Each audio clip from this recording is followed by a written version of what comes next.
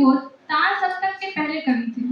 मनुष्य की अस्मिता, आत्मसंघर्ष और प्रखर राजनीतिक चेतना से समृद्ध उनकी कविता पहली बार तार सप्तक के माध्यम से सामने आई, लेकिन उनका कोई स्वतंत्र काव्य संग्रह उनके जीवन काल में प्रकाशित नहीं हो पाया। मृत्यु के पहले श्रीकांत वर्मा ने उनकी केवल एक साहित्य की डायरी प्रकाशित की थी, जिसका दूसरा संस्करण भारतीय ज्ञानपीठ से उनकी मृत्यु के 2 महीने बाद प्रकाशित हुआ। ज्ञानपीठ ने ही चांद का मुंह टेढ़ा है प्रकाशित किया था। जैसे कि हमारी को सभी को बताया कि हमारे आज के पहले दिन बुंदेलखंड साहित्य महोत्सव के पहले दिन के आज के आखिरी सत्र का शीर्षक है मुक्ति बोध के उजालों में दलित साहित्य।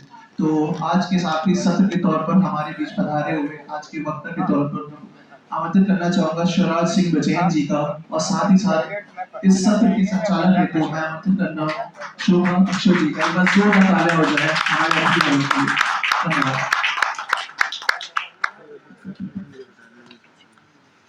सत्र शुरू करूं उसके पहले निदा फाजली का एक शेर कहना चाहती हूँ, क्योंकि हम वो लोग हैं ना जो तमाम बाधाओं से पार इतर साहित्य समागम में अपनी आहुति देने के लिए यहाँ बैठे हुए हैं, जैसा कोई जज कर रहा है। निदा फाजली जी ने कहा कि बड़ा अनबायस सा है ये, तो उन्होंने कहा कि मैं तुम में वो ना तलाशूं जो तुम में नहीं, और तुम मुझ में वो ना तलाशो जो मुझ में नहीं। जब वो ये कह रहे हैं और जब मैं उनका ये शेर पढ़ रही हूँ, तो मैं ये कह रही हूँ कि ये मत सोचो कि ये कार्यक्रम का अंतिम, ये इस दिन का अंतिम सत्र है। ये मत सोचो कि सब जा चुके हैं और केवल सिर्फ हम बचे हैं। ये सोचो कि मुक्ति बोध के बारे में हम बात करेंगे, और मुक्ति बोध के उजालों के बारे में बात करेंगे, और दलित विमर्श पर बात करेंगे, जो सबसे ज्यादा महत्वपूर्ण है आज के समय में। और इस पर बातचीत करने के लिए हमारे साथ उपस्थित हैं शिवराज सिंह बचैन जी। आपका बहुत बहुत स्वागत है।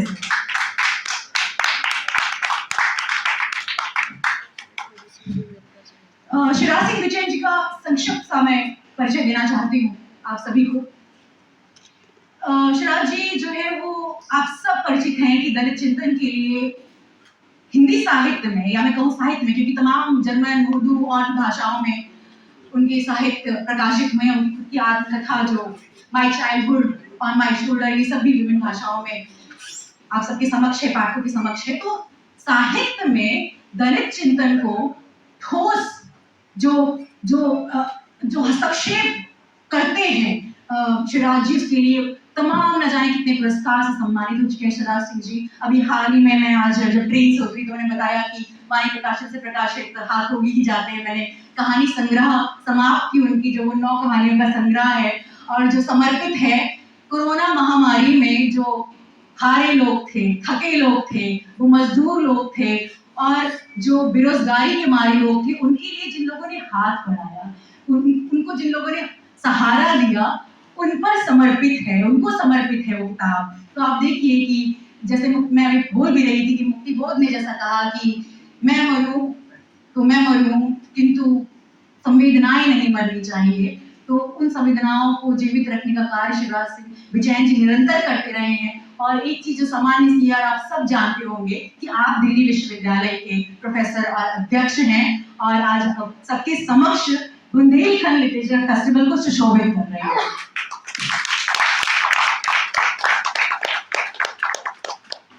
मुक्ति बोध, यहाँ उपस्थित सारे लोग मुक्ति बोध का पूरा नाम जानते होंगे, क्योंकि वो बुंदेलखंड की धरती से हैं, यही जन्मे, उनकी माँ का भी जन्म यही हुआ।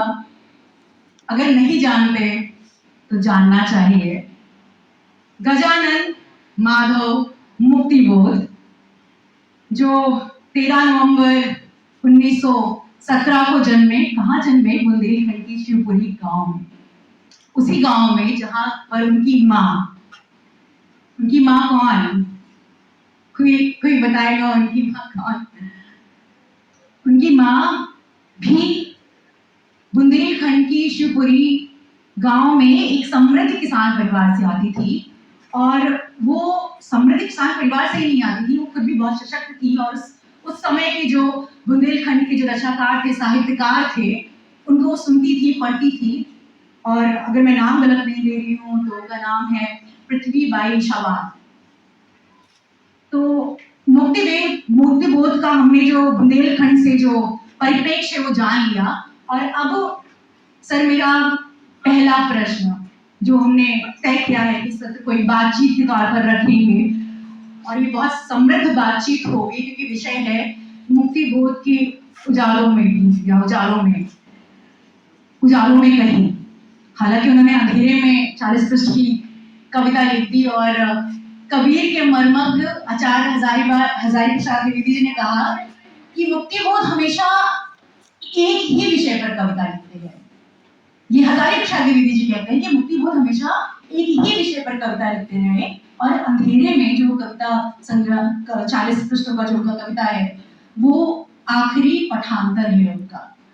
तो मैं सीधे से बिना लाग लपेट के पहले प्रश्न पे आती हूँ और वक्ता को सुनते हैं। अब हम वक्ता को ही सुनेंगे और छोटे छोटे प्रश्नों का ही दौर चलेगा। भूमिका थोड़ी बनानी पड़ती है संचालक होने के नाते, आप जैसा जानते हैं। तो मुक्तिबोध ने कविता लिखी, पहले प्रश्न की शुरुआत है, वो कविता लिखते हैं कि मैं तुम लोगों से इतना दूर हूं। और उसकी कुछ पंक्तियां मैं बोलने जा रही हूँ और इसी पंक्तियों से जुड़ा है मेरा प्रश्न।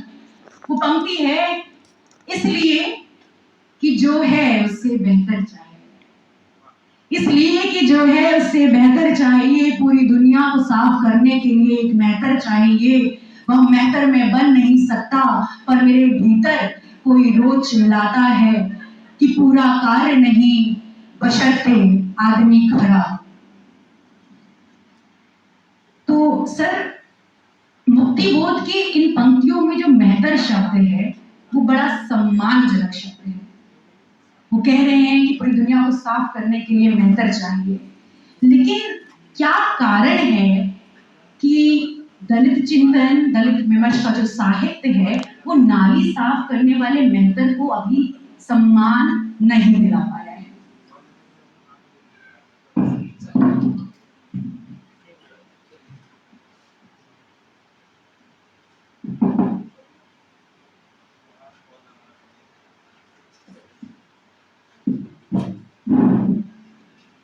बहुत बहुत आभार शरा जी। और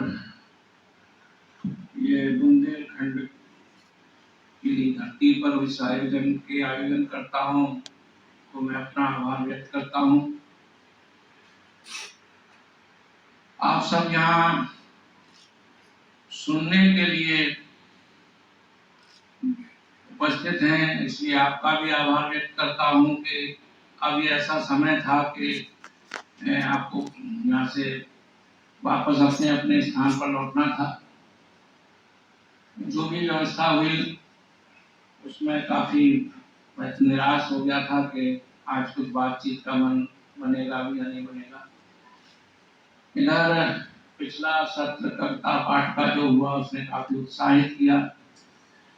सत्यनारायण साहब तो उसके सबसे बड़े नायक हैं ही, और कविता जहाँ सत्यनारायण साहब की सुनाते हैं वहाँ फिर समझ लो हम अपने समय के मुक्तिबोध से मिल रहे होते हैं या अपने समय के जो क्रांतिकारी या समाज की चिंता करने वाले कवि से मिल रहे होते हैं।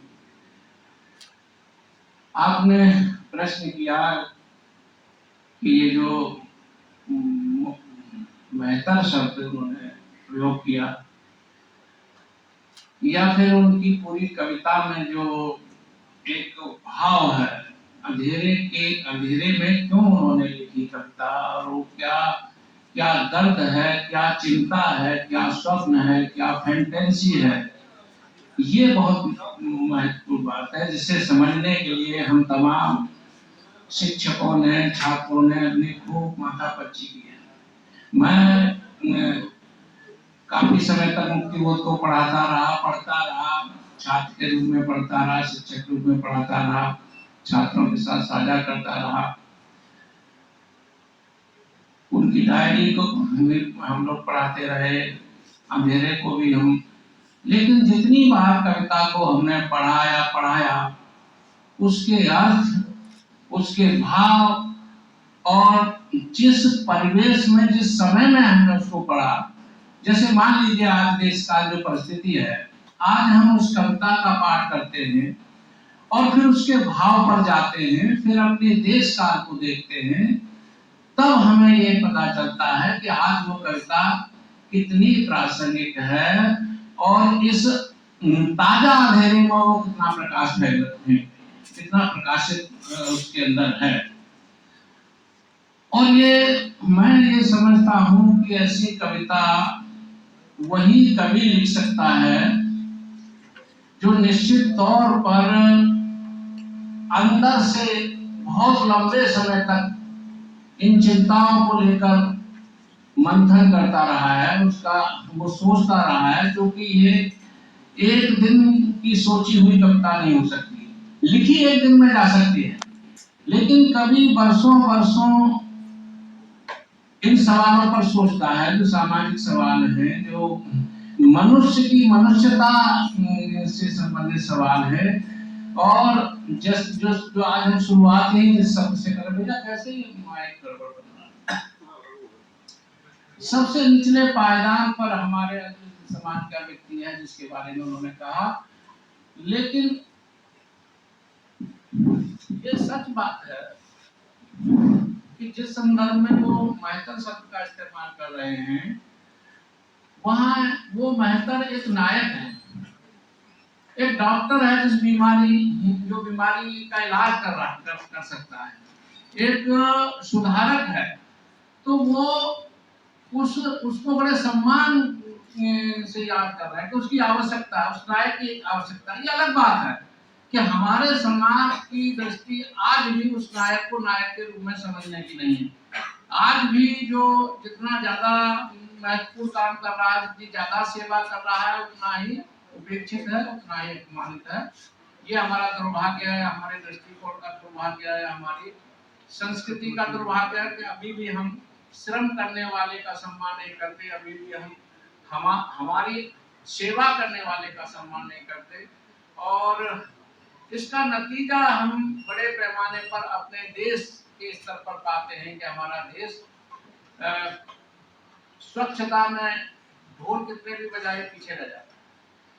आकर जो है वो इंग्लैंड की रानी जब दिल्ली में उतरती है और तमाम एयरपोर्ट, बॉम्बे का एयरपोर्ट की जो स्लम्स है उसको ढक दिया जाता है टीन से, खूबसूरत पर्दे लगा दिए जाते हैं, उसके बाद भी रानी कह देती है इंडिया गंदा। तो आप ये अंदाजा लगा सकते हैं कि हम बाहरी दुनिया की नजर में आज भी क्यों इस स्थिति में।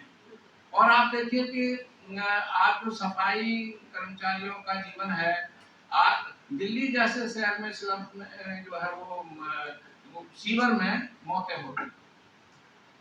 अभी गांधी जी का जन्मदिन मनाया गया, उसमें हिंदू ने एक अच्छी खबर छापी और ये जो बैज वाला सन है उनकी तस्वीर छापी और उन्होंने कहा कि हमारे लिए तो गांधी की प्रासंगिकता, अम्बेडकर की प्रासंगिकता तभी बनती है जब हम ये सीट से निकले। आज भी लोग मरे हैं तो हम कैसे कहें कि सफाई कर्मचारियों का उद्धार हुआ है। तो ये सामाजिक मुद्दा अगर हम साहित्य में लाते हैं तो ये भी एक मानवाधिकार का मुद्दा बनता है। और जहाँ तक साहित्य की बात है, अभी सत्यना साहब एक सवाल उठा रहे थे कि वो ये जो काले और गोरों का झगड़ा रहा, तो आप सब लोग पढ़े लिखे लोग हैं, 200 साल तक गुलामी रही और गुलामी को वो संघर्ष के बाद ही समाप्त किया गया, डाइवर्सिटी लागू हुई और स्थिति ये बनी कि जैसे हमारे देश में आरक्षण को बहुत कोसा जाता है या आरक्षण के प्रति काफी नकारात्मक दृष्टि रखी जाती है या फिर आरक्षण पर बहुत निर्भरता रखी जाती है, जो होता है कि हम आरक्षण ही हमारा कल्याण करेगा, बाकी कुछ नहीं करेंगे, ये जो स्थिति है। लेकिन जब गुलामी खत्म हुई तो तय ये किया कि डाइवर्सिटी ऐसी लागू होगी कि कोई संस्था ऐसी नहीं होगी जिसमें काला व्यक्ति काम नहीं करेगा। आज अमेरिका में आप कोई फिल्म नहीं चला सकते अगर उसमें कोई काला पात्र नहीं है तो। किसी कंपनी को ग्रीन कार्ड नहीं मिल सकता अगर उसमें काले लोग काम नहीं कर रहे हैं तो। और हमारे देश में अभी प्राइवेटाइजेशन हुआ स्कूलों का, कॉलेजों का, 25% सीटें गरीबों को रखी गई। अपवाद ही होगा कि किसी ने 25% सीटों को भरा। सारे जो स्वामी हैं कॉलेज और स्कूलों के, वो जब तक सत्र चलता है वो कहते रहते उपलब्ध नहीं है और उसके बाद वो पैसे लेकर भर देते। और सरकार किसी को भी, जिसे ग्रीन कार्ड ही कहें, कि जो अनुदान है जो मिलता है स्कूलों के नाम पर, यानी मैं जिस इलाके में रहता हूँ वहाँ कम से कम 20 स्कूल प्राइवेट बन गए और जमीनें कितनी 5 रुपए मीटर के हिसाब से दी गई और उसके कौन स्वामी बने? निजी। तो ये जो चीजें हैं ये प्रभावित करती हैं हमारे यहाँ की जो समाज व्यवस्था है उसको और लोगों के जो मानवाधिकार हैं उनको। अब आप देखिए कि अब जैसे अब कविता कहानियों की बात है या उपन्यास की बात है, दलित साहित्य जब आया तो इसने विषय बदल दिए। अभी आपका विषय जो है वो नदियों के झरने हैं या कोई विश्व सुंदरी है उसका चित्रण है। इसने जीवन के विषय को आगे रखा। मनुष्य के शोषण, मनुष्य का शोषण कर रहा है, अस्पृश्यता कर रहा है, उस विषय पर बात। तो विषयों को बदलना, समाज में मानवाधिकार की बात करना और न्याय की बात करना, ये और जो हमारे मूल्य स्थापित हुए, संवैधानिक मूल्य जिन्हें हम कहते हैं और जिसे हम कहते हैं कि फ्रेंच रेवोल्यूशन से आया, समता, स्वतंत्रता, बंधुता, इनको हम सबसे पहले और सबसे अधिक अगर इसकी बात की तो दलित साहित्य ने, भाईचारे की बात की तो दलित साहित्य ने, सांप्रदायिक सद्भाव की बात की तो दलित साहित्य ने। इसलिए वो डेमोक्रेसी के, संविधान के बहुत नजदीक जाता है, इस दुनिया की बात करता है, पारलौकिक दुनिया की बात नहीं करता। इसका मतलब ये नहीं है कि हम साहित्य के सौंदर्य को नजरअंदाज करेंगे या हम रसछंद, अलंकार और आनंद की बात को नजरअंदाज करेंगे, लेकिन सवाल यह है कि प्राथमिकता क्या हो। पहले आदमी अपनी भूख, अपनी इज्जत, अपना जीवन, इसको सुरक्षित करेगा कि आनंद की बात करेगा। जब अवकाश होगा तो फिर वो साहित्य में सौंदर्य को ढूंढेगा। यही कारण हुआ कि दलित साहित्य पर आरोप लगे कि वो सपाट बयानी है या उसमें सौंदर्य नहीं है, कला नहीं है। वो चीजें भी आती हैं अपने प्रतीक आते। जैसे ओम प्रकाश वाल्मीकि ने लिखा, कहा कि भाई वो जो स्वर का बच्चा है वो बहुत सुंदर लग रहा है, लेकिन वही स्वर का बच्चा तथाकथित तो स्पर्श जाति को जो है बुरा लग रहा है, घृणा के लिए तो भंगी का पशु है, लेकिन जो पाल रहा है उसको बहुत सुंदर लग रहा है, उसकी रोटी रोटी जुड़ी है। तो इसलिए देखने का नजरिया और विचार, ये जो है इसमें दलित साहित्य ने जबरदस्त काम किया। और बड़ी बात तो ये हुई कि जो आत्मकथाएं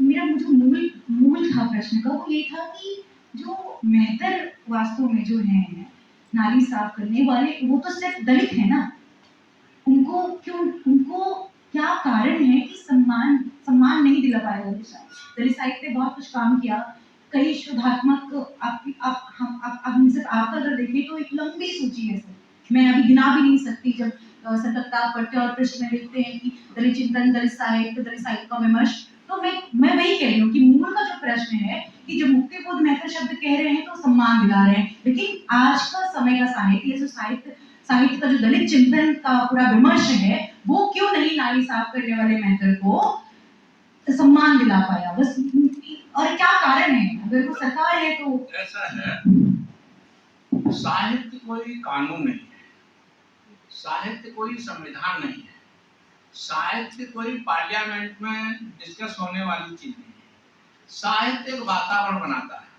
साहित्य मानसिकता तैयार कर सकता है, साहित्य फैसला नहीं सुना सकता। तो इस काम को करने के लिए दूसरे काम करने होंगे, जो डॉक्टर अम्बेडकर ने किए, जो हमारे संविधान ने किए, और उन कामों को करने के लिए, जैसा कि मैं कह रहा हूँ, एक वैचारिक लड़ाई लड़नी होती है और उसके लिए वोट से तय होता है। अब जैसा अभी हम सत्यनारायण साहब में भी बात कर रहे थे कि बहुत बड़ी उम्मीद ये की गई थी गांधी अम्बेडकर के बीच जब पुनः करार हुआ था कि जब भारत आजाद हो जाएगा तो गांधी जी कह रहे थे कि सभी भाई भाई होंगे और सबको समान अधिकार मिल जाएगा। डॉक्टर अम्बेडकर कह रहे, और गांधी जी तो बल्कि ये कह रहे थे कानून भी बनाने की जरूरत नहीं है। तो डॉक्टर अम्बेडकर का कहना ये था कि क्या सारे लोग गांधी पैदा होंगे? अगर कोई न्याय नहीं करेगा, कानून भी नहीं होगा तो कैसे मिलेगा? तो इसलिए डॉक्टर अम्बेडकर ने कानून पर जोर दिया। लेकिन जब वो ये उन्होंने जो कहा कि हम पृथक निर्वाचन चाहते हैं और हम ये चाहते हैं कि जो अस्पृश्यों का नायक है, नेता है, प्रतिनिधि है, वो उनके द्वारा चुना जाए, उसको कोई दूसरे के वोट का किसी के दखल से न चुना जाए, तब वो वास्तविक नेता उनको मिल जाएगा। और वो न हुआ तो आज स्थिति ये हो गई कि कोई भी दलित नेता किसी भी पार्टी से आता हो, वो पार्टी के प्रति से बंधा होता है, उसके लिए काम करता है, और पार्टियां ये कोशिश करती हैं कि इस कम्युनिटी से निकम्मा बंदा हमें मिल जाए, जिसे हम जिता के और खड़ा कर दें। और निकम्मा वो इसलिए भी चाहते हैं कि जब भी मौका मिले ये कहो कि देखो ये शेड्यूल कास्ट का है, इसलिए निकम्मा है। तो ऐसा नहीं है कि उसमें सुपात्र नहीं है, ऐसा नहीं है उसमें अच्छे नायक नहीं है, ऐसा नहीं है कि वो आगे ले जाने वाले लोग नहीं है, उनके अवसर खत्म हो गए। आपकी बात को सुनने के बाद मुझे ताजा उदाहरण याद आ गया कि जो दिल्ली की सत्तारूढ़ पार्टी है, उसके एक नेता को निष्कासित कर दिए गए केंद्र की सत्ता के दबाव में, और सिर्फ उसका कारण ये था कि उन्होंने अम्बेडकर के कहे हुए दीक्षाओं का वाचन किया। मैं इसको थोड़ा सा आगे लेके जाती हूँ। मुक्तिबोध हमेशा कहते थे कि पार्टनर तुम्हारी पॉलिटिक्स क्या है, बड़ा बड़ा फेमस उनका फ्रेज है, स्टेटमेंट है। तो सर, अब तो ये स्थिति आ गई है कि पूछा जाता है पार्टनर तुम्हारी जाति क्या है, और वो डिबेट खुलेआम अभिव्यक्तियों की आजादी वाले मंचों पर हो रही है। ये कितना उचित है, और इस पर लगाम कैसे लगाएगा ये दलित विमर्श, दलित साहित्य, दलित चिंतन? मैं समझ रही हूँ कि वो कोई कानून नहीं है, पार्लियामेंट नहीं है, लेकिन जो लोग इस दलित विमर्श से प्रत्यक्ष या अप्रत्यक्ष रूप से इस संसार से जुड़े हुए हैं, उनको कुछ तो रास्ता दिखाना होगा। ऐसा है, देखिए, जाति का मसला, अब अक्सर ये कह दिया जाता है कि दलित जो है वो जातिवादी होते हैं क्योंकि जाति का प्रमाण पत्र लगा, लेकिन ऐसा नहीं है।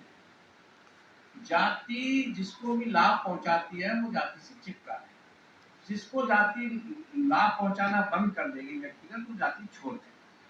तो इसीलिए कई नेता ऐसे भी आए जिन्होंने कहा कि भाई जाति तोड़ पाना तो संभव नहीं, तो फिर जातियों को संगठित करके जातियों के अधिकारों की लड़ाई लड़ी जाए, जिसमें काशीराम भी एक है, उन्होंने कहा कि भाई, हालांकि सब लोग ये कहते हुए शुरू में आए कि जाति पाति को तोड़ना है, समाज को जोड़ना, मूर्ति पूजा को तोड़ना है, हाँ, और हम उसी राह पर चल पड़े। और वो इसलिए हो गया कि भाई सामने वाला जो आपका शोषक है, वो अगर मूर्ति के दम पर आपको पीछे कर रहा है या कर्मकांड के दम पर पीछे कर रहा है, तब फिर आपको लगता है कि हाँ हम भी धर्म और कर्मकांड को अपना लें। डॉक्टर अंबेडकर पूरी जिंदगी कहते रहे कि मैं साइंटिफिक टेम्परामेंट का व्यक्ति, मैं तर्क के अलावा फिर भी उन्होंने लगा कि हाँ धर्म के बगैर तो इस देश में लोगों को संगठित किया नहीं जा सकता, और फिर धर्म भी ऐसा चाहिए कि जो हमें थोड़ा सा सोचने समझने तर्क करने के लिए स्पेस दे। तो वो बुद्धिज्म की तरफ चले गया, लेकिन धर्म उन्होंने अपनाया। तो इसलिए जाति तब टूटती है जब वो जातियों का सशक्तिकरण होता है। कोई कमजोर देखे, ऐसे दर्जनों का सैकड़ों उदाहरण हमारे सामने है कि जो IAS हुए, TCS हुए और बड़े बड़े पदों पर आए, उनकी फटाक से उनका शादियां हो गई। आपने ये जो कौशल्या वसंती की कथा का नाम सुना होगा, दोहरा साहब, उनके 3 बच्चे थे, तीनों बच्चों की अंतरजाति में शादियां थी। एक बेटे के घर में ब्राह्मण बहू थी, एक बेटे के घर में कास्ट बहू थी, बेटी ने एक OBC से शादी की थी और खुद भी उन्होंने इंटरकास्ट शादी की थी। तो क्योंकि सब अफसर थे, सब बड़ी बड़ी जगहों पर थे, और जब आदमी दुर्बल होता है आर्थिक रूप से या सामाजिक रूप से, तो उसकी खुद की जाति में लोग उसे अलग कर देते हैं।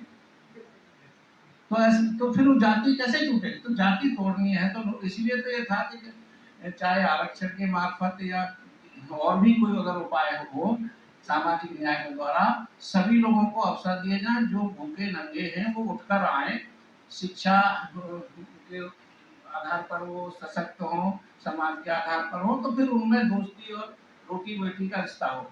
आपको ये पता हो कि गांधी जी ने एक बार जो सह शिक्षा है ना हमारे स्कूलों में, उसका विरोध किया और डॉक्टर अंबेडकर ने कहा कि नहीं ये बहुत जरूरी है। तो उसमें उनका तर्क ये था कि जो लड़के लड़कियां साथ पढ़ेंगे तो वो जो है, और बहुत सारे लोग विरोध कर रहे थे कि लड़के लड़कियां साथ पढ़ेंगे तो वो बदमाशी करेंगे, सब ये हमारे हिंदुस्तान के तमाम लोग ऐसा। अंबेडकर ने कहा कि नहीं, उनके अंदर की जो संवेदना है वो दोस्ती में बदलेगी, उनमें एक दूसरे को सहयोग की भावना पैदा होगी और वो जाति और उससे भी धर्म से ऊपर उठ के शादियां करेंगे, क्योंकि तब वो पहचान पाएंगे कि जो मेरा साथी है वो मनुष्य कितना है। और जब उसके मनुष्य की पहचान ही नहीं होती तो अपने भी सजाती शादियां नहीं होती। और जाति वाला मसला शादी का मसला सबसे महत्वपूर्ण है, जो उसके बगैर ये टूट नहीं सकता। इसलिए आप देखो कि डॉक्टर अंबेडकर जब ये जाति पाति तोड़ो मंडल में आए थे, आए नहीं थे, हुआ ये था कि वो संतराम बीए ने उनको बुलाया था और उनका एक भाषण बनाया गया था। तो उस भाषण के अंत में 4 पंक्तियां ये थी कि हमें हिंदू धर्म के जो ग्रंथ हैं उन ग्रंथों में से जाति के जो वर्ण व्यवस्था का जो स्तर है उसको निकाल दिया जाए। जन्म के आधार पर जो जाति है दूसरे की, ये पहले ग्रंथों में से निकाला जाए। तो मंडल के लोगों ने कहा कि भाई हम छोड़ देंगे लेकिन ग्रंथों में से निकालने की बात नहीं। तो अंबेडकर ने कहा और ये आप अपने भाषण से निकाल दो। अंबेडकर ने कहा कि नहीं, ये 4 पंक्तियां ही मेरी सबसे महत्वपूर्ण है। उन्होंने कहा कि मैं ये नहीं निकालूंगा। तो फिर तय यह हुआ कि संतराम जी ने कहा कि हम आप आएंगे तो आप पर पत्थर बरसेंगे। तो उन्होंने कहा कि मैं आऊंगा। और एक मजेदार बात उन्होंने अपनी आत्मकथा में लिखा है कि जब उनका आना तय हुआ तो उन्होंने एक मीटिंग की आर्य समाज मंडल की जो उनकी थी, उसमें सदस्यों ने सवाल उठाए कि भाई डॉक्टर अंबेडकर आएंगे तो ये पूछेंगे कि भाई इतने दिनों से जाति पाति तोड़ने में लगे हो, कितनी टूटी है, कुछ तो दिखाओ। और कुछ नहीं तो वो ये कहने लगे कि चलो मंदिर को ही दिखा दो कि वहां सब लोग प्रवेश करते या नहीं करते हैं, तब हम क्या करेंगे।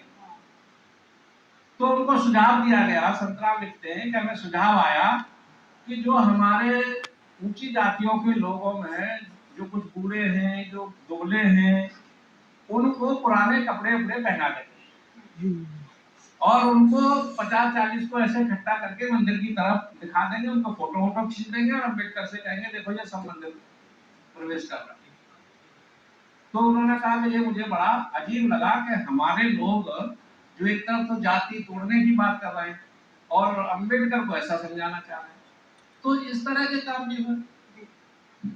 मैं जब आप कह रहे हैं जाति तोड़ने की बात कर रहे हैं तो मुक्ति बोध का क्योंकि विषय है, तो मुक्ति बोध अभी कुछ दिनों पहले एक विवाद हुआ था मुक्ति बोध को, ये हमारी जाति के हैं और ये आपकी जाति के हैं। तो बहुत सारे लोग जानते होंगे कि मुक्ति बोध का जो पूर्वज थे वो महाराष्ट्र के जलगांव से संबंध रखते हैं और ब्राह्मण परिवार से आते हैं, उनके पिताजी और बाकी सब। तो एक तरह से वो जाति से तो ब्राह्मण हुए, लेकिन यही लोग जो दलित विमर्श का फ्लैगशिप प्रोग्राम करते हैं, उन्होंने मुक्ति बोध को कहा कि नहीं ये तो हमारे मुक्ति बोध है, ये कुशवाहा है।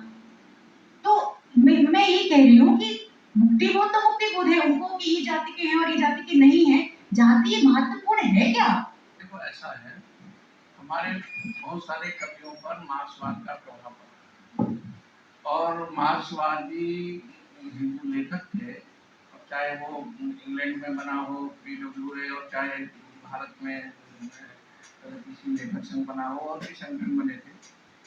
उसमें ये बात तो बहुत अच्छी हुई थी कि उसमें धार्मिक रूप से जैसे हिंदू मुस्लिम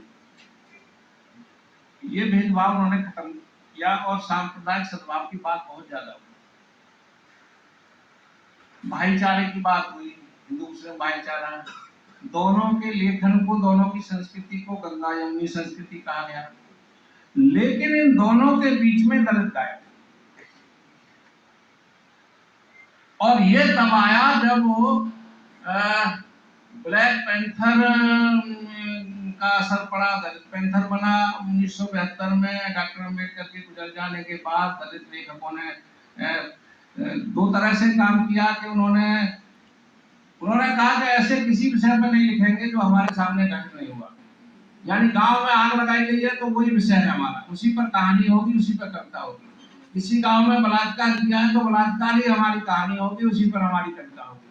और वो कविता कहानी घर में बैठ के नहीं होगी, वो मोर्चा निकालते, वो वहां तक जहाँ घटना है वो घटना स्थल तक जुलूस निकालते थे और उसके बाद बैठ के भाई ठीक है अब इस पर। तो उन्होंने वो सारे विषय बदले और इस तरह से ये आंदोलन चला। और अब स्थिति ये हुई कि आप देखो कि ये सवाल लोग प्रकाश वाल्मीकि भी बराबर उठाते रहे, देखते रहे कि जो इन लोगों का लेखन था दोनों का, भाई आप कास्ट से रिलीजन से इनसे तो ऊपर उठे हैं, लेकिन आपके देश में जो अस्पृश्य लोग हैं और उनकी बहुत बड़ी संख्या है और वो मुसलमानों के द्वारा भी अपेक्षित हुए हैं और हिंदुओं के भी द्वारा अपेक्षित हुए हैं, वो भी तो बराबरी चाह रहे हैं, उनको भी तो हक मिलना चाहिए। तो उनका साहित्य, उनकी बात कौन कहेगा? अब जहां तक मुक्ति बोध की बात है, मुक्ति बोध भी प्रगतिशील विचारों के मार्क्सवादी भाव के व्यक्ति थे। जाति सूचक शब्द थोड़ी ना दे देंगे सर, अगर वो अगर अस्तित्ववादी विचारधारा के थे और प्रगतिशील मार्क्सवाद से बड़े प्रेरित थे। नहीं, मैं ये कह रहा हूँ कि ये इनका सकारात्मक काम है। ये चूंकि देखिए मजदूरों की बात प्रगतिशील लेखक ने की, लेखकों ने की, किसानों की बात इन लोगों ने की, और काल्पनिक साहित्य के बजाय यथार्थवादी साहित्य की बात इन्होंने की। तो इसमें जो गरीब है, मजदूर है, उसमें तो बड़ा हिस्सा दलितों का भी आता है। लेकिन वो कास्ट का मसला ये था कि वहां उनके दर्शन में ये बात थी कि हम कास्ट मानते नहीं। अब समस्या ये थी कि आप मानते नहीं लेकिन समाज में तो है, और ये भी सच है कि बहुत सारे लोग अपने व्यक्तिगत जीवन में मानते भी नहीं थे, खान पान भी वो मिलकर कर लेते थे और सब कुछ था। लेकिन अब समाज के यथार्थ को आप नहीं मानोगे तो फिर एक बहुत बड़ा सच तो समाज में कुछ और ही है। तो इसलिए उसको भी एड्रेस करने की जरूरत पड़ती है साहित्यकार को, क्योंकि जो अगर साहित्य समाज का दर्पण है तो उसमें वो प्रतिबिंबित होना चाहिए जो सामने गुजर रहा है। और मैंने कई बार ये बात भी कही कि भाई दर्पण की भी अपनी एक सीमा होती है, जिस तरफ आपने दर्पण किया उधर का चेहरा आ गया, जिधर पीठ हो गई दर्पण की नहीं आया। तो दलित समाज की तरफ आपका ऐसा दर्पण था जो उधर आया ही नहीं, वो अक्सर से आता कि उस तरफ आपने दर्पण किया ही नहीं। आप सर ये बता दीजिए, मैं बहुत सरलता से ये जानना चाहती हूँ कि उन लोगों के पक्ष में आप खड़े हैं कि विपक्ष में, कि जो लोग मुक्ति बोध को एक टैग देने की कोशिश कर रहे हैं कि वो क्योंकि दलित चिंतक थे, अस्तित्ववादी विचारधारा के थे, मार्क्सवाद से प्रभावित थे, इसलिए वो कुशवाहा हुए और ये जो टैग दे रहे हैं मुक्ति बोध को अपनी ओर खींचने की कोशिश कर रहे हैं, वास्तव में तो वो है ही, वो दलितों के पक्ष में बोल रहे हैं, लेकिन इन लोगों के पक्ष में आप खड़े हैं या विपक्ष में खड़े हैं, उनका विरोध कर रहे हैं या समर्थन कर रहे हैं? पार्टीबाजी करता ही नहीं ना। अच्छा, आप उनका विरोध कर रहे हैं ना, मतलब? नहीं, मैं मुक्ति बोध के साथ खड़ा हूं, लेकिन मैंने आपको बता दिया उनकी सीमाएं क्या, और सारे प्रगतिशीलों के साथ खड़ा हूं मैं, लेकिन मैं ये बता रहा हूं कि वो कहां तक चल सके, उन्हें और आगे जाना था, इस बात को समझिए। मैंने खुद लंबे समय तक मार्क्सवादी विचारधारा के साथ काम किया, और मैंने लंबे समय तक जनवादी लेखक संघ और प्रगतिशील लेखक संघ में काम किया, लेकिन मैं इस वर्ग से आया, इस पीढ़ा से आया, तो मुझे ज्यादा ये चीजें महसूस हुई। अपने साथियों के बीच में नहीं, सवालों को नहीं उठा पाया, तो नहीं उठा पाया। मुझे लगता है कि एक अब अंतिम प्रश्न ले लें, बहुत विलंब हो चुका है, हम लोग को भी विलंब से सेशन मिला, 7 बजे और निदा फाजली जी शुरू किए और मुक्ति बोध तक आए, अम्बेडकर तक गए और शिवराज सिंह जी, क्योंकि इतना लंबा इनका अध्ययन क्षेत्र है, कार्य क्षेत्र है, तो गांधी और सब कुछ पूना एक्ट और ये सब हम लोग ने सुना समझा उनके अध्ययन से, अनुभव से। तो एक अंतिम प्रश्न हम लेकर इस सेशन को समाप्त करते हैं सर। हाँ, और मैं चाहती हूँ कि मैं ये चाह रही थी कि देर हो रही है, भूख लगी होगी, लेकिन अगर, क्योंकि वास्तव में बहुत महत्वपूर्ण है दलित विमर्श, अगर आप में से कोई भी स्वतंत्र से प्रश्न पूछना चाहे शिवराज सिंह जैन जी से तो पूछ सकता है, कोई भी।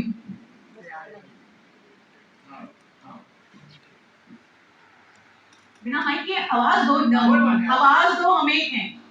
मेरा एक सवाल है, क्योंकि मैं एक ऐसे गांव से आता हूं जहां आज के कुछ साल पहले तक भी जो दलित समाज है, SC ST वर्ग, उन तक शिक्षा नहीं पहुंची।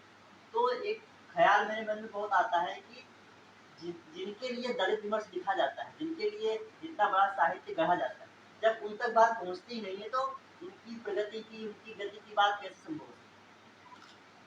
हाँ, ये समस्या तो है। मुझसे बहुत सारे लोग ये बात कहते हैं कि साहब आपकी किताब जो है वो प्रकाशन ने 800 रुपए की कीमत रखी है, 400 रुपए की कीमत रखी है, और गाँव का आदमी उसके पास 100 रुपए नहीं है। तो समस्या तो ये है, लेकिन इसलिए मैंने एक बात कही थी शुरू में ही कि लेख जो साहित्य है उससे, उसकी एक सीमा है, उससे बहुत ज्यादा उम्मीद मत करो कि वो सारी क्रांति कर देगा, या वो रोजगार दिला देगा आपके, या वो आप में चेतना पैदा करेगा, आपको लड़ने योग्य बनाएगा। अब कुछ शब्द ही, कुछ साहित्य, कुछ चीजें तो थी जिन्हें पढ़ लिखकर मैं भी तो गांव से आया, और आप पढ़ने की बात कर रहे हो तो मेरी तो 7 पीढ़ी में किसी को शिक्षा ही नहीं मिली। मैंने अपनी आत्मकथा में लिखा है, मेरे दादा नानी किसी को कोई अक्षर ज्ञान नहीं हुआ, कोई नहीं गए। हाँ, मेरे दादा ने रेल नहीं देखी, जो कोई विदेश से भी नहीं थे, क्या होती है, गांव से निकलेंगे, अंधे थे बेचारे, और करते क्या थे, यादवों की चाकी पीसते थे। तो चाकी पीसने पर उनको मिलता था, मैं लाठी पकड़ के उनको ले जाता था, एक या तो एक लोटा मट्ठा मिल गया या 2 रोटी मिल गई। तो कुछ कोई चीज थी जिससे मैं यहाँ तक आया, तो वहां शिक्षा पहुंचेगी या पहुंचाई जाएगी, तभी तो आप वो बच्चे आएंगे। और हमारा ये तो निश्चित बात है कि उसके लिए कुछ और उपाय किए जा सकते हैं कि भाई साहित्य को कैसे सस्ता किया जाए, क्या किया जाए। हमने कई बार सोचा कि हम कितनी किताबें बांट सकते हैं या कैसे उन तक, अब ये तो सरकारों का काम है। और ये आप देख रहे हैं कि जब से सरकारी स्कूल बंद हुए हैं तब से उनको और मुश्किल हो गई है। तो प्राइवेट स्कूल तो 10-10 हजार 20-20 हजार रुपए की फीस है, और वो मजदूर तो खुद ही 5-7 हजार रुपए की नौकरी करता है। तो दलित विरोधी वातावरण तो है इसमें ये, और मेरे हाथ में अकेले अगर कुछ हो बदलने के लिए तो मैं जरूर बदल दूं, लेकिन सब लोग इस पर सोचेंगे तो जरूर कहीं न कहीं से रास्ता निकलेगा। आपका शुभ नाम? पार्टनर? राजीव यादव। राजीव, बहुत बढ़िया प्रश्न, शुक्रिया आपका। और अब दो सत्र का, अच्छा बिल्कुल सर समानता की बात करते हैं, समानता बंधुता की। और आप अपना नाम बता दीजिए। मेरा नाम डॉक्टर पायल लोहारे है।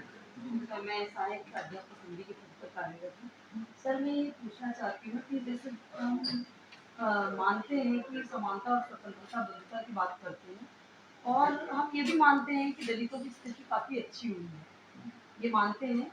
पर मैं अभी भी देखती हूँ सर, पढ़े लिखे जो प्रबुद्ध वर्ग जिनको हम कहते हैं, उनके भी संस्कारों में जो दलितों के प्रति जो एक मानसिकता है, उसमें थोड़ा बहुत जरूर परिवर्तन आया है, फिर भी वो परिवर्तन मुझे पूर्ण रूप से दिखाई नहीं दे रहा है। जैसे कि सम्मानित, जैसे जो शिक्षित वर्ग है, तो कोई नौकरी पेशा वर्ग है, शिक्षित वर्ग है, कोई शिक्षक है या कोई ऐसे जिम्मेदार पद पर है, फिर भी उनकी मानसिकता में सुधार क्यों नहीं आ रहा है? क्या हमारी शिक्षा व्यवस्था में कोई कमी है कि हम इस बात को अभी तक नहीं सिखा पा रहे हैं? क्या हमारे संस्कार इतने जड़ हैं कि हम उन संस्कारों से ऊपर ही नहीं उठ पा रहे? क्योंकि कई लोगों से मैंने बात की कि भाई ये चीजें तो बड़ी साधारण सी बात है कि हम समानता की बात करते हैं, और आप खुद ये पढ़ते लिखाते समझाते हैं, तो ये चीजें व्यवहार में क्यों नहीं आ रही? तो उनका यही कहना है कि हमारे जो संस्कार हैं, वो इतने जड़ है, हमने बचपन से ये देखा, और उनके संस्कारों का जो प्रभाव है कहीं ना कहीं वो शिक्षा भी उसको बदल नहीं पा रही है। तो क्या ये सुधार कैसे संभव है? पहली बात तो यह है कि शिक्षा ने ऐसा कोई अभियान छेड़ा ही नहीं है कि कोई बंद करे। संस्कारों की जहाँ तक बात है, हमारा समाज परंपराओं पर चलता है, हमारा कानून संविधान पर। इसीलिए डॉक्टर अम्बेडकर बाबा ये कहते थे कि समाज को लोकतांत्रिक बनाना है, और समाज लोकतांत्रिक बन नहीं रहा है। समाज परंपरागत है, समाज फ्यूडल है, समाज जो है वो धर्म भीरू है।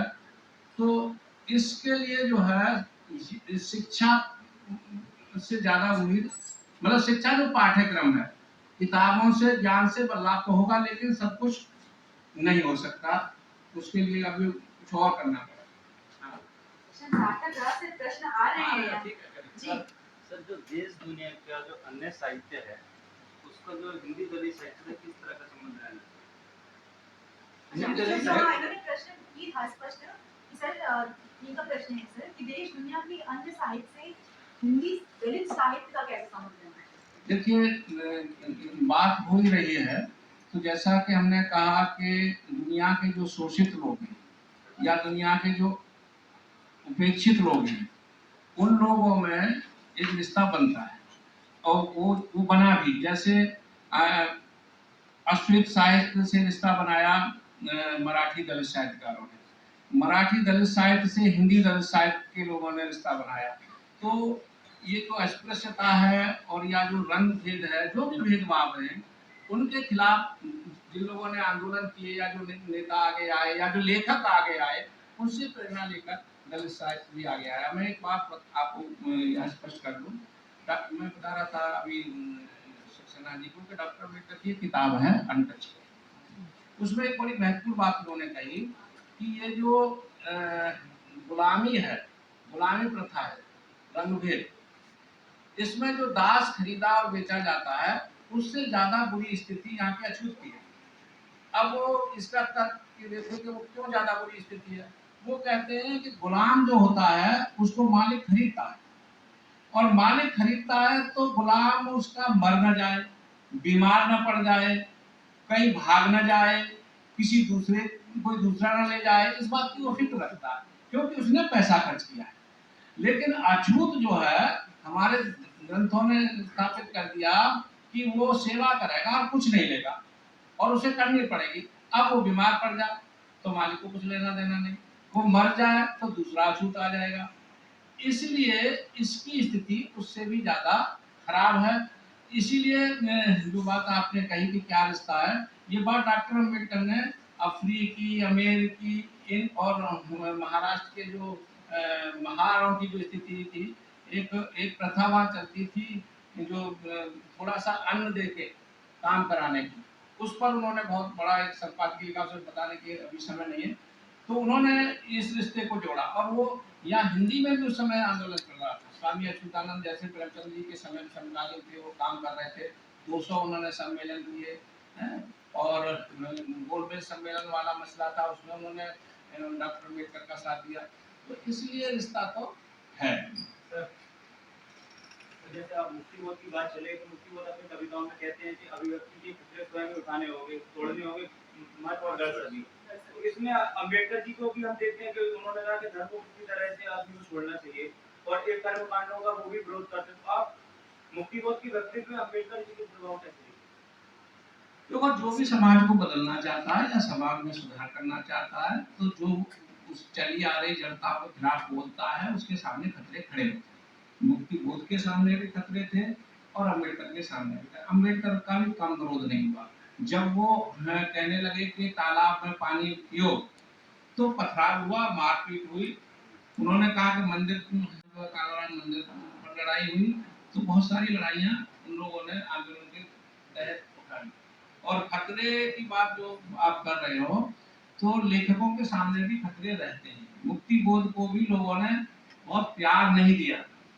उनको तो जो प्यार देने वाले थे वो भी बहुत विलंब से समझ पाए, क्योंकि उनकी प्रतिभा ऐसी थी, या वो कोई राजनीतिक उस तरह के व्यक्ति नहीं थे जो अपना हिसाब किताब कर ले, अपने आप को आगे चमका ले आए। वो अपना काम करते रहे, चिंतन करते रहे, लिखते रहे। अब सब लोग जानते हैं कि उनकी रचनाएं तब उनके गुजर जाने के बाद छपी। तो खतरे तो वो तो उठा ही रहे थे, और हर ईमानदार लेखक के सामने खतरे हैं। या तो उसे अपनी ईमानदारी छोड़नी पड़ेगी, अपनी निष्ठा छोड़नी पड़ेगी, या फिर खतरों के साथ काम करना पड़ेगा। उसमें समय के अनुसार थोड़ी समझदारी से दाएं बाएं करके अपने खतरों को कुछ कम करके चल सकते हो। लेकिन जो इस सिस्टम को, जो जड़ता को बनाए रखना चाहते हैं, वो जानते हैं कि आप उनके लिए सुविधाजनक नहीं है, आप खतरनाक हैं, कम या ज्यादा। आपको प्रश्न हो चुका है। हाँ, बता दो। आप प्लीज आ जाइए और हाँ प्लीज आवाज बुलंद करवाइए।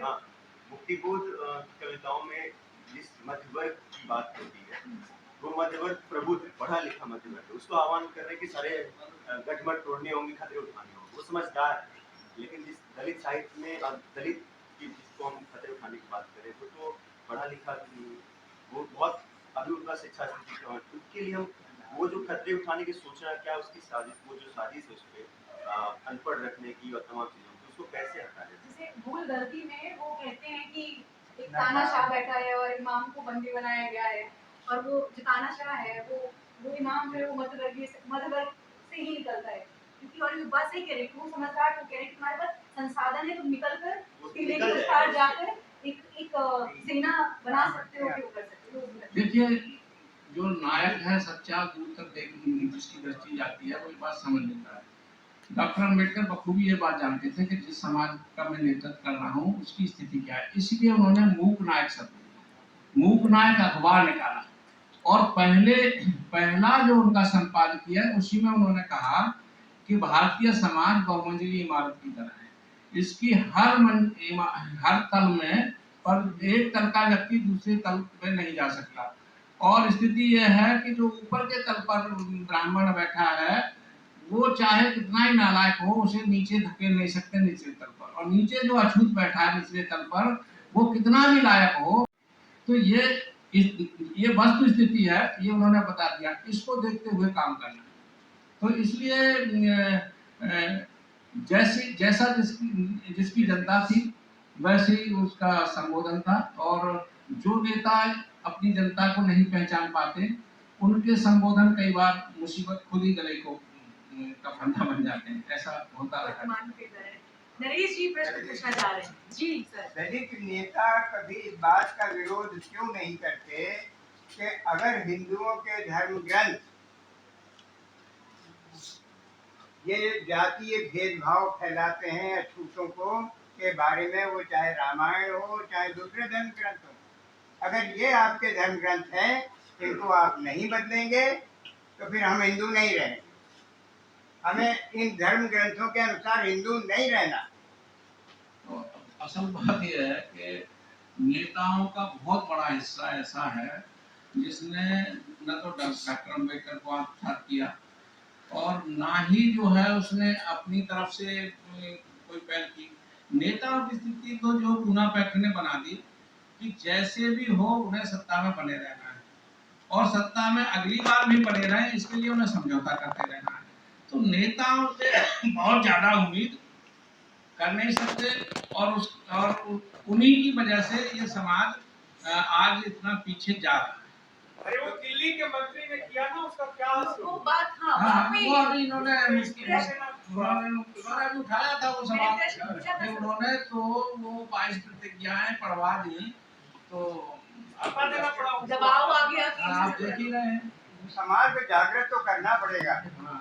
जब तक समाज, जो दलित समाज इकट्ठा होकर के खड़ा नहीं होगा, कि अगर तुलसी बड़े कवि तो थे, लेकिन वो जिस तरह से ढोल गमार शूद्र पशु नारी टाइप के जगह जगह लिखते हैं कि ना, अगर इनको आप निकालेंगे नहीं, इनकी भर्त्सना नहीं करेंगे, तो फिर हम हिंदू नहीं है, या तो धर्म ग्रंथ बदलिए या फिर हमको बदलना हो।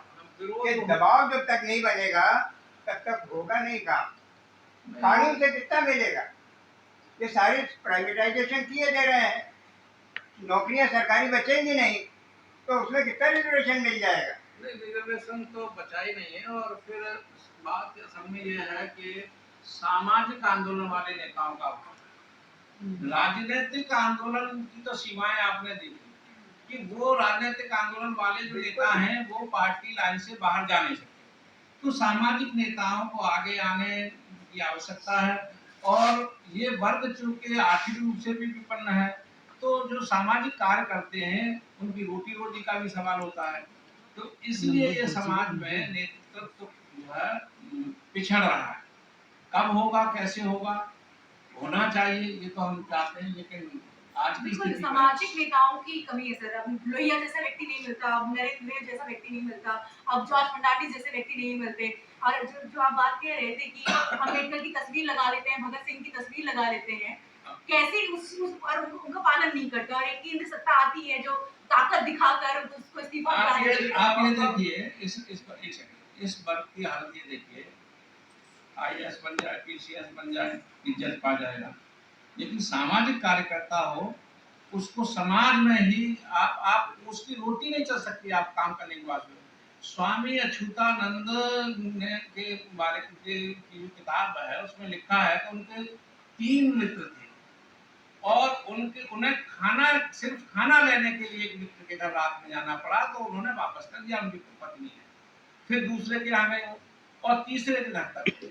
वो इतना बड़ा काम करने वाला आदमी जिसने 200 सम्मेलन कर दिए, जो डॉक्टर अम्बेडकर को 3 बार ले बुला लिया, छत्रपति साहू महाराज जैसे व्यक्ति उन्होंने उत्तर प्रदेश में बुला लिए, उनको बुला के उनके सम्मान में कविता पढ़ी स्वामी अच्युतानंद ने।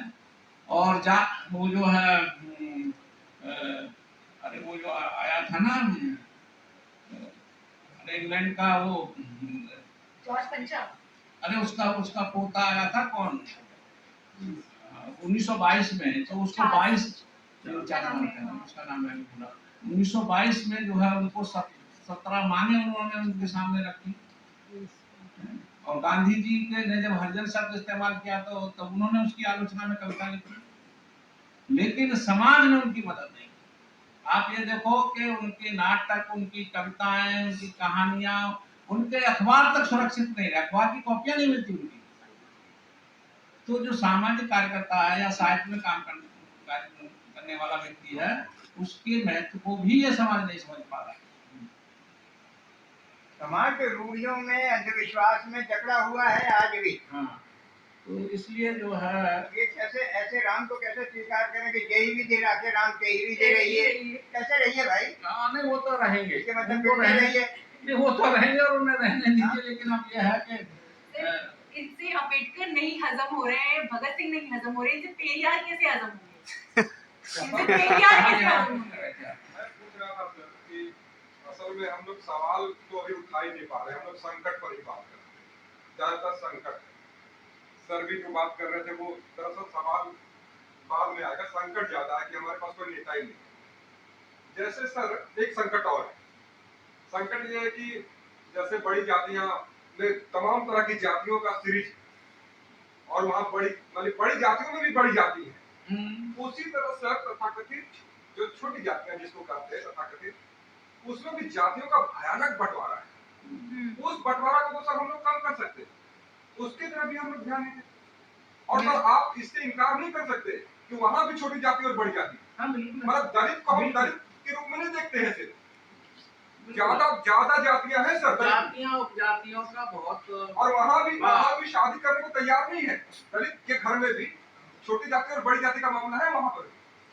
वो तो मैंने आपको बताया। तो शादी तो ये संकट तो सर, इस संकट में तो सर हम लोग कम से कम सोच ही सकते हैं, बात कर ही सकते हैं, इसको कम कर सकते हैं, रिड्यूस को कम कर सकते हैं। इसीलिए तो ये बात कही जा रही थी कि दलित जो एक वर्गीय दलित संगठित नहीं है सर आज। हाँ, उसमें तमाम जातियां हैं, छोटी जातियों की, वो एक जगह आ गए, उसको छोड़ के सारे भेदभाव। लेकिन मैंने जैसा कहा कि उसके कुछ आर्थिक और सामाजिक दूसरे कारण भी होते हैं, तब आके टूटती है। जैसे शेड्यूल कास्ट में भी जो है, जो गरीब है उससे अमीर को शादी करेगा, क्यों जाति टूटे उपजातियों में।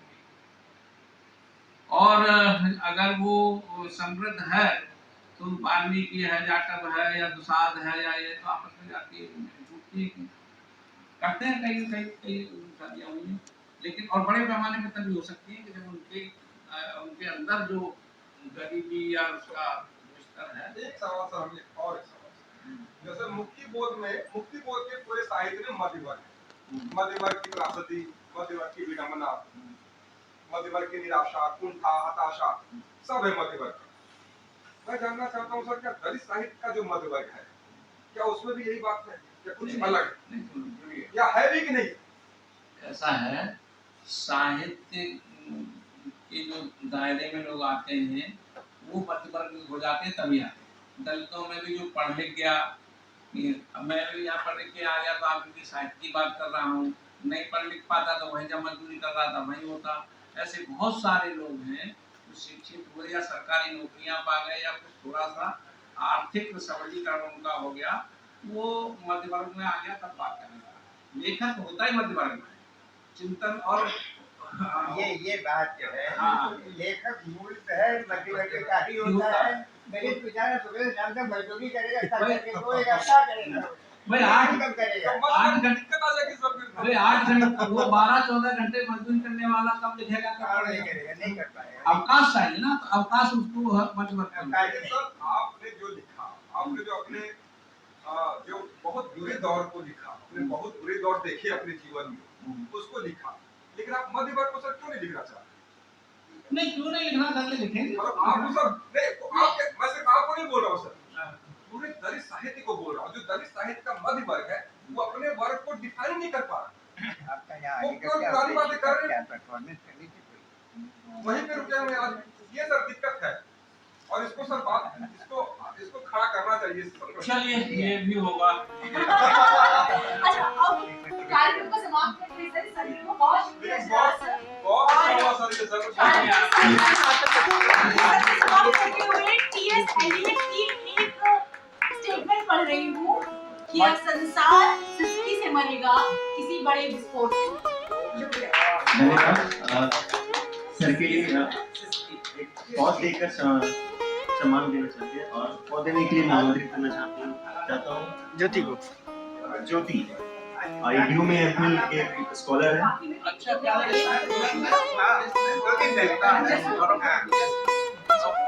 तो बेचारा कैद है। सर अभी आ जाइए मैम। सर प्लीज तुम लोग भी आ जाओ, जो होना है सब आ जाओ।